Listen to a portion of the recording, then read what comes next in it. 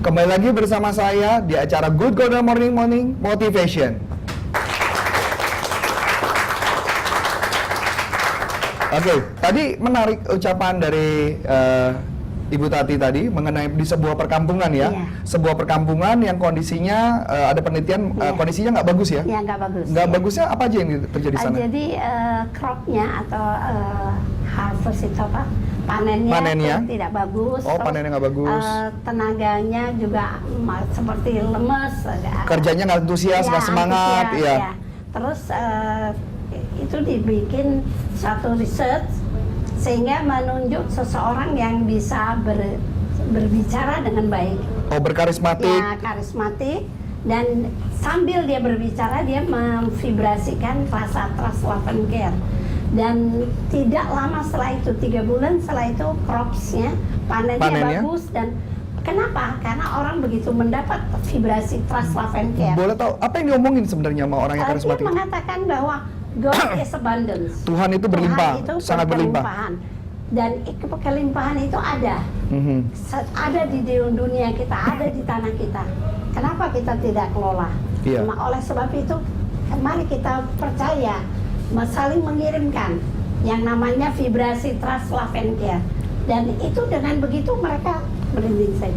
Oh, jadi mereka saling mengirimkan sinyal bahwa mereka Tuhan berlimpah, kondisi baik, trust bagus ya. Dan kita percaya trust kepada Tuhan, trust kepada sesama, trust kepada dunia, tanah itu juga berkelimpahan, dan itu mereka semangat dengan bekerja yang begitu antusias. Mereka tidak lama, 3 months from there, 3 bulan, itu langsung panennya bagus. Panennya bagus ya?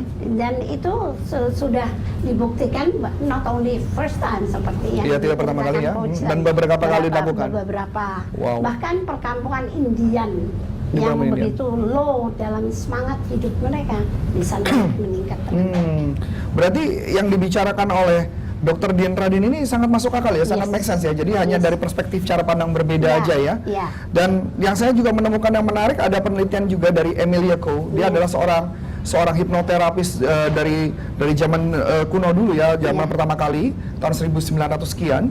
Emilia Coe itu pernah melakukan uji coba bahwa orang-orang yang punya gangguan penyakit, menurut mereka karena mereka sakit, tapi menurut dokter itu tidak diketemukan penyakit, mungkin kalau bahasa kita disebut namanya psikosomatis gitu ya.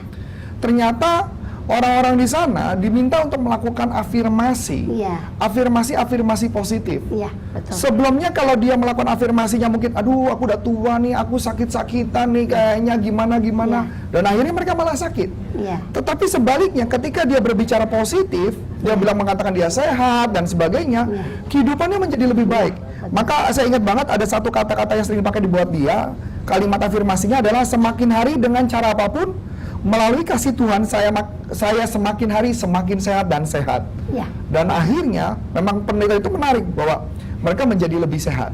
Cuma memang ada yang menarik adalah bagaimana cara menyampaikannya, cara menyampaikan afirmasinya. Cara menyampaikan afirmasi yang positif menurut Emilia Coe pertama adalah harus menggunakan afirmasi.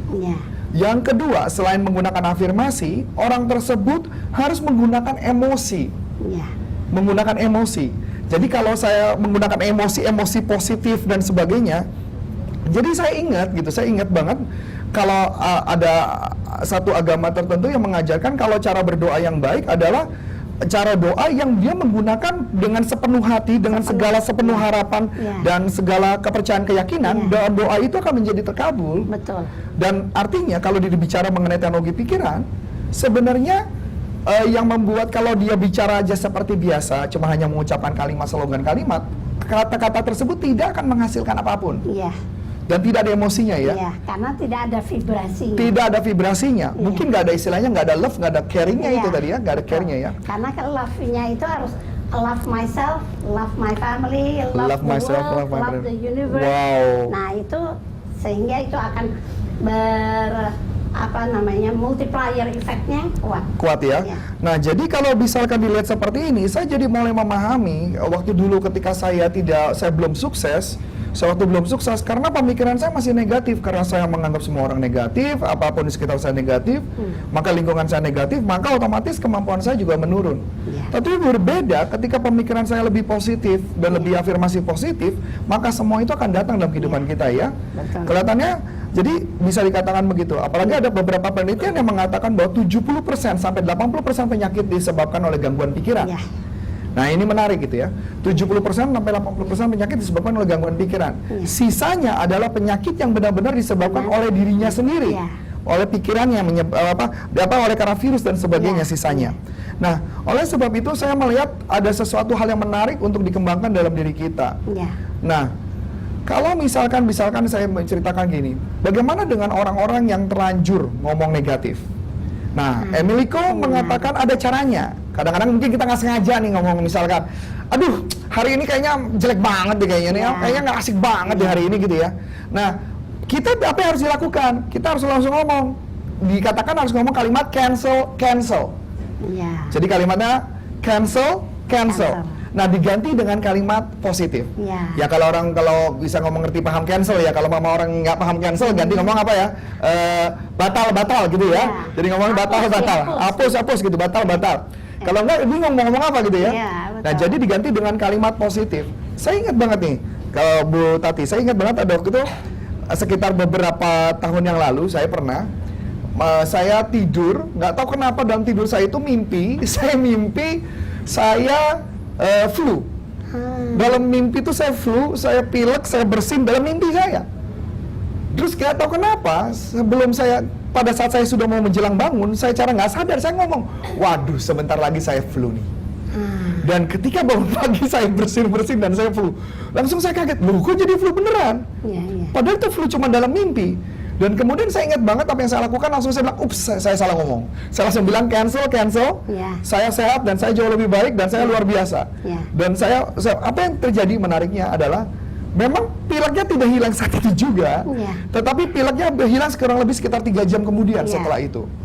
Dan akhirnya menjadi saya sehat. Lalu saya jadi berpikir, wow, kekuatan pikir luar biasa ya. Salah ngomong efeknya sakit, ngomongnya positif hasilnya positif. Gitu ya. Mungkin Ibu Tati ada pengalaman gitu? Sangat sederhana sebenarnya. Pada saat namanya ditinggal ayah ya. Iya, ditinggal ayah. Saya sedih sekali. Saya mengatakan diri saya sedih. Dan begitu saya mengatakan sedih, memang betul. It is flowing. Nangis berterus-terusan gitu ya? Terus kira-kira sekitar seminggu. Terus kemudian saat saya berdoa, saya mendoakan ayah saya baru ingat, I forgot to pray for myself. Oh, lupa mendoakan diri sendiri. Dan begitu saya mendoakan diri saya sendiri dan saya mengatakan, maaf tadi saya berpikir bahwa diriku sakit, sekarang saya tidak sakit, saya tidak sedih. Saya sangat bahagia dan tahu bahwa ayah saya di sana, di alam sana sudah diterima, sehingga doa saya diterima. Dan dalam waktu kurang dari 2 jam, I'm so happy. I know my father is happy there. Oh, orang tua sudah happy di sana. Dan itu terbayang di dalam inner mind. Oke, saya stop dulu. Kita jangan kemana-mana. Kita akan kembali di segmen berikutnya bersama saya Antoni Sarif di acara Good Golden Morning Motivation.